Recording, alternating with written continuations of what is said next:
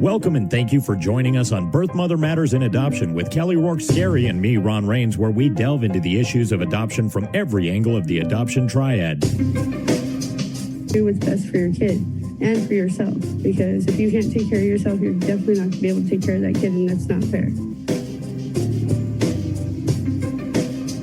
And I know that my daughter will be well taken care of with them. Don't have an abortion. Give this child a chance.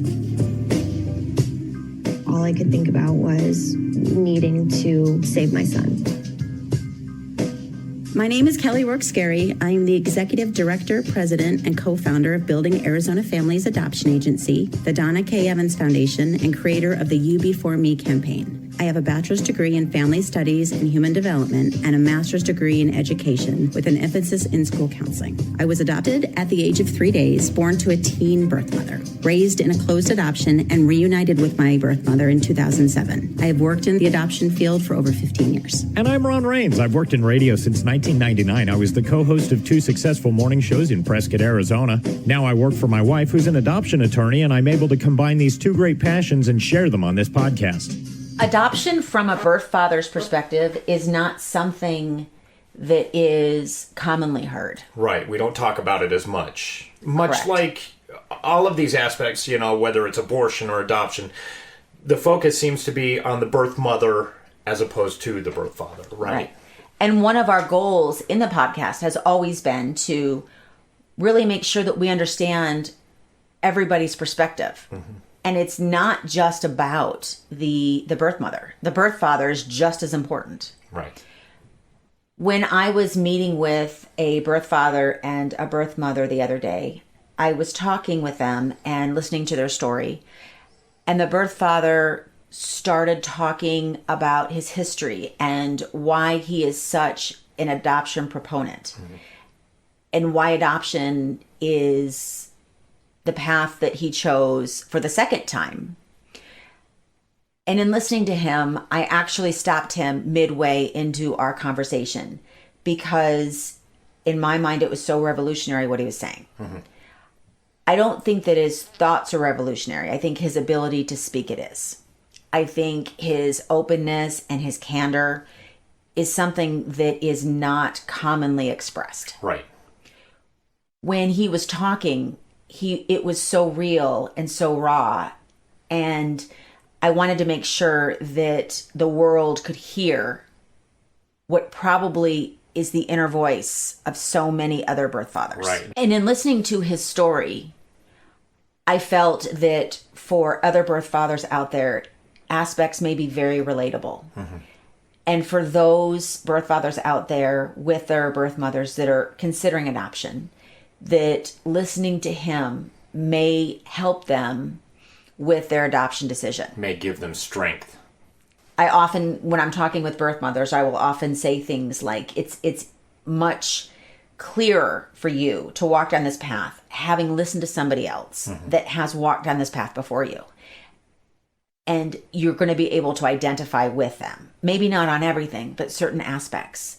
And so I asked this couple if they would be willing to share their story. Obviously, they're going to remain anonymous. Mm-hmm.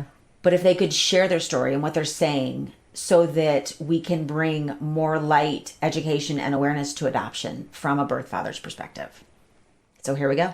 All these children that are just innocent, they had nothing to do with anything. And all I seen was money. I didn't care about nothing and nobody until that moment. Me realizing that it was me, that I was the problem with the neighborhood, and that I was the problem with everybody's families, and why all these kids are getting neglected, and why all these kids are finding the women are pregnant and they're coming out, and the babies are like drug, they're pretty much high. And I was the source of it, and I just couldn't do it no more. I knew that if I didn't break the cycle somewhere along the line, I would be the source of making society so much worse. And it's like, who am I to make the choices with everybody's life? I'm nobody. Mm-hmm. And it's just, in my mind, it's just wrong in so many ways. You know, before I didn't care. It didn't mean nothing to me. If this girl was high, getting high, while she was pregnant, doing heroin or smoking meth, I didn't care as long as I got money. It meant nothing to me. And you made a lot of money. Oh, yeah. Yeah, he used to make a lot of Yeah. money. So what's a lot of money? Like what? Like if you had to say, $200,000 in a week. come again? $200,000. They even did in a they week. even did a newspaper article on my brother. This is the one who everything fell on, was my older brother. What they took everything from us. They took everything, and everything went off on him. And the newspaper article was about how we made $200,000 in a week, and all they did was just sit there and collect and do whatever I told them to. You'll never really see their faces ever in the neighborhood. I was the one putting out there, doing all the work. I was the one putting everybody on in the neighborhood. It was all me. They knew it. A lot of people don't know it, but it was all me, you know? And it's like, if it wasn't for me, they would have still been nobody. They would have just had all this that they could do nothing with. So how did you actually, you can't just stop or turn that off. Like you can't, how did you do it? Did you go to rehab? Did you? I just stopped and turned it off all on my It own. was I didn't go pretty much nowhere. it was pretty much my daughter being taken and stuff. I didn't go anywhere. That changed a lot of his outlook on a lot of things.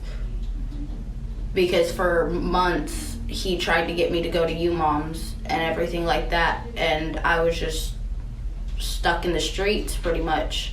And even though I was taking care of my daughter and she had everything she needed, she had all her clothes, she had food every night, everything like that, she had a place to sleep, it was just, I was just consumed with the streets too at the same time. In what way? In every way. She literally, if she seen somebody that was selling drugs, and if she felt like that was the person that was shining the most in the neighborhood, that's who she liked to attract to. Even though she's not realizing, like 95% of everybody that's in the neighborhood that are doing good, they come to me and they're like, hey, I need your help. And it'd be me the ones that put these people on, and it'd be me the one that make them shine, and don't nobody ever see it, because that's what I do. That's what I do best. I get these like little rundown drug dealers that nobody respects in the neighborhood. Nobody ever really messes with them too much. And I'll go and I'll take them under my wing. I'll give them a bunch of dope when nobody sees what I give them. They know what I do for them, and they love me to death for it. But it's like, I already did what I did, and I can't take it back, so they're already who they are. But I used to literally take these guys and like get them, mold them into what I want them to be, give them a bunch of drugs and send them off into the world. And he was just always off dealing with other girls and stuff like that I used to would be a go pimp. out and hoe for him and stuff like that. And so I was pretty much running around the streets by myself. Even though we were together, I was running around the streets by myself and stuff like that. And so I'd stay from house to house, whether it was dope house or not, just trying to basically stay safe with my daughter, trying to keep her with a roof over her head so she wasn't out in the cold, wasn't out in the rain and stuff like that. Even though it was a bad environment for her and stuff like that, and I know that, but it was just like that. At the time, that's all I had. And so you were still kind of interested in him, and you were a pimp at the time. See, the reason I'm asking you guys these questions is because I'm on the other side. So I've got to learn, because I'm trying to help other people. And so if you don't teach me, you're not going to learn this in a book. No, you can't. It's an impossibility. I know. I call it the art of manipulation through heroin, especially when girls are on heroin. And people think that these girls are like hoeing for me, but really they're not. What I'm doing is I'm literally fronting them drugs here because I know they need it. And I'll give them heroin up front, and I'll just keep giving it to them, keep giving it to them. And when they run up a bill, I make them go get it by any means necessary. That means that they got to go and post their ad on the internet and have to sell the crack of their for this. That's what they got to go do, and they go get my money from me. Not because I'm really pimping them. It's because they owe me money, and I'm a drug dealer, and they want more drugs from me. So they go and they'll go do anything, whatever is necessary to give me my money. So what would be the consequence? Like, what if they said I don't have it? Then I would just cut them off, and they'd be sick, and nobody in the neighborhood would mess with them, and they'd always be sick. Nobody would mess with them, meaning Nobody would give them dope because he was the one supplying them. So if they didn't want to pay him, so you really did hold all the strings. Yeah. So it went like this.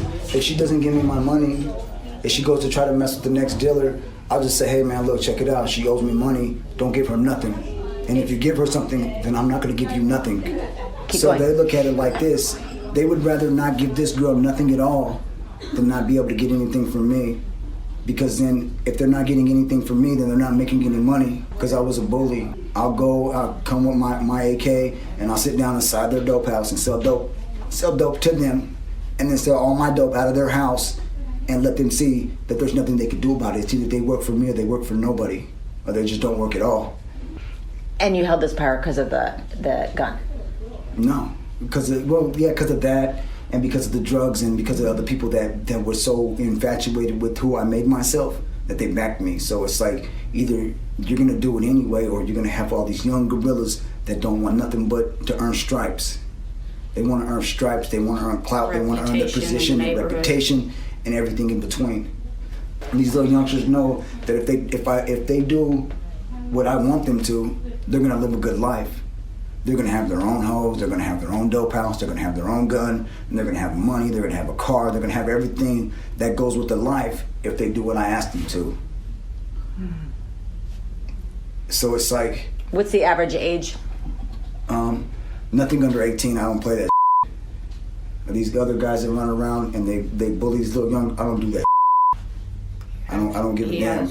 And a lot of times, even when they're 18, I'll get them and I give them an option. I tell them, I ask them a question, is this really what you want to be doing with your life? If they tell me no, I just give them some money, enough to where they'll be okay, and send them on their way. Here, go do something different with your life, because this isn't where you want to be at.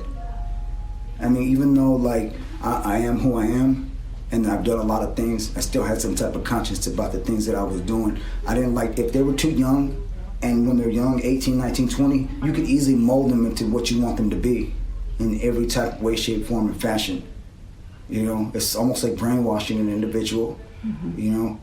And when they're young like that, if they're already too far gone, I'll get them, and then with no problem. But if they're not, then I try to send them on the right path. Like with me, when I was 15 and we first met each other over at his mom's house and stuff like that, he asked me, he was like, I used to sell crack when I was 15. I started selling crack when I was 14, before he got out of prison. And that was just basically to survive, to get food for me and my mom. My mom worked at Taco Bell and everything like that, but she just, like, by the time she paid rent and everything like that, we didn't have much.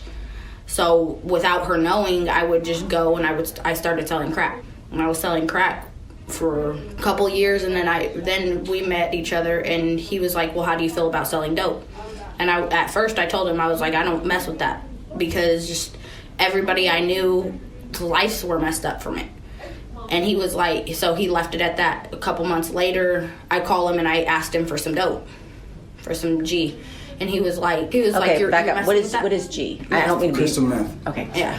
And he was like, you're messing with that stuff now? And my first reaction was like, no, I'm not. No. Like, I wasn't going to tell him, yeah, I'm doing dope now. Mm-hmm. And he's like, yeah, I'll be there in a minute. Never showed up. And then next time I seen him was, we were hanging out at his mom's house, and I had a pipe and some dope in a bag and stuff, and I was like, I loaded a bowl, and I hit it, and I was like, want to smoke with me? And he's like, yeah, let me see that. And he grabbed it and he looked at it and he was like, this ain't how you load a bowl, let me see your sack. So I handed him the sack. He turned around and walked out the door with it. And I'm sitting here like, did he just rob me? That's how I felt, like, at the time. Did he just rob me? And me at that time, I didn't realize it, but now I realize it. Like, he was just trying to get me to not smoke, because when I first met him, what I told him was that I didn't mess with that. I was only out for 7 months at the time when, I got arrested, like, I got out middle of 2012, and then I got arrested in the beginning of 2013, so I wasn't out that long when I first met her. When I got out, she was grown. But the second go around, when I got out that second time, they tried to RICO act me in the end. What does that mean? They tried to give me natural life for criminal mob boss syndicate, for money laundering, for drug trafficking, for guns. So one of my brothers got caught with, he had 42 counts of misconduct involving weapons, 4 sales charges to an ATF agent, a bunch of drug charges. They tried to hit us with a bunch of money laundering charges. How did you only get 4 years? Because we had the same prosecutor, and she was a new prosecutor. So when she went to file, she misfiled. She didn't know what she was doing. She tried to hit the RICO Act on us and didn't know how to file it properly. And because she misfiled her RICO Act, we walked. The first time I ever got arrested, I was with his brother that got charged with 42 gun charges. They raided the house that we were staying at. And I just so happened to be over there picking up my stuff.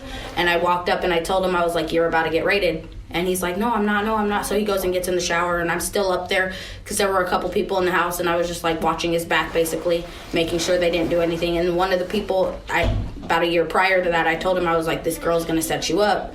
She's going to set you up. I'm telling you right now, just the question she was asking me, she's not in it for you. And sure enough, we got raided. The police knocked on the door. She got up and answered it and just opened the door for him. And then next thing I know, there's like 30 officers swarming the apartment. He's on house arrest at the time with an ankle monitor and for gun charges, and there's 3 guns laying out. 2 of them weren't actual guns. One was just like a green gas Uzi. The other one was a 45 pellet gun, but they were the ones that look real. So in any case, if they look real enough that you can commit a crime like robbing somebody, you get charged with a real possession of weapons. With the R's, they're less lethal firearms. They're actual real guns that were converted into airsoft pistols. That's what a lot of people fail to realize. They just changed the top slide out to where the bullets can't pop out of them. And like if you were to take them apart, the bottom part slide and the trigger part, the actual firing pin mechanism that's there is flipped around the other way. So all it does is just pop the BB out. You see what I'm saying? But so why use those? That's just they take old firearms that are recycle them. Yeah, and recycle them and turn them into airsoft pistols. And then you can easily try make them back to a regular gun with no problem. Just takes a little bit of elbow grease and it's back into a regular pistol. It takes a top slide, a recoil spring, and a firing pin, and that's it. And you can convert it right back into a firearm like nothing. And then and the barrel, you got to change the barrel out. And so when they came in, they arrested him off automatically. They pulled him out of the shower, put some shorts on him, and put him in cuffs and put him in the car and took him to jail. And I'm the only one left. Like that's how I knew the girl who set us up, is because they didn't ask her no questions, not name, not social, nothing. They just were like, okay, you're free to go. And so I was the last one left in the apartment. They took him to jail. Why not you? Well, they hadn't taken me to jail yet. I was only 18. I had just turned 18, had no charges, never been arrested in juvie or anything like that. And they're all like, well, what are you doing here? They're looking at me like you don't even belong in this scene, basically, because I had never been in trouble. And I asked him for the wallet, which was his wallet. I claimed his wallet so that I could put his money on his books. And when the girl that set us up had taken the wallet and his sack of dope and put it in a little bag together. So when they found the wallet, they found a quarter ounce of dope. And they were like, well, look at here. Whose is this? And I was like, I looked at him. I said, to be honest with you, I'm going to tell you right now, it's not mine, but I don't know whose it is. And so they took me to jail and charged me with a quarter ounce of dope. Possession of dangerous drugs. That was the first charge I ever caught. And then ever since then, and that was in 2014, up until 2017, the middle of 2017, I was dealing with that charge. After everything that we've heard for this first of 2 segments of this conversation that I had with these 2 birth parents, I'm almost speechless. I don't even know what to say about it. It's powerful. It's powerful and it's moving, and I want to state to all of our listeners, this was unrehearsed, uncoached. You will hear me a couple times ask a question for clarity. Right. But other than that, this is their story. And the bravery that they have in sharing it, I think, goes without saying. And so I'm excited to be able to share part 2. So make sure you listen to the next episode because we'll be bringing that to you as well. You don't want to miss it. No. We have a pregnancy crisis hotline available 24/7 by phone or text at 623-695-4112, or you can call our toll-free number 1-800-340-9665. We can make an immediate appointment with you to get you to a safe place, provide food and clothing, and started on creating an Arizona adoption plan or give you more information. You can check out our blogs on our website at azpregnancyhelp.com. Thank you for joining us on Birth, Mother Matters, and Adoption, written and produced by Kelly Rourke-Scary and edited by me, Ron Rains. If you enjoy this podcast, rate and review us wherever you listen to podcasts. And as always, thanks to Grapes for letting us use their song I Don't Know as our theme song. Join us next time for Birth, Mother Matters, and Adoption. For Kelly Rourke-Scary, I'm Ron Rains, and we'll see you then.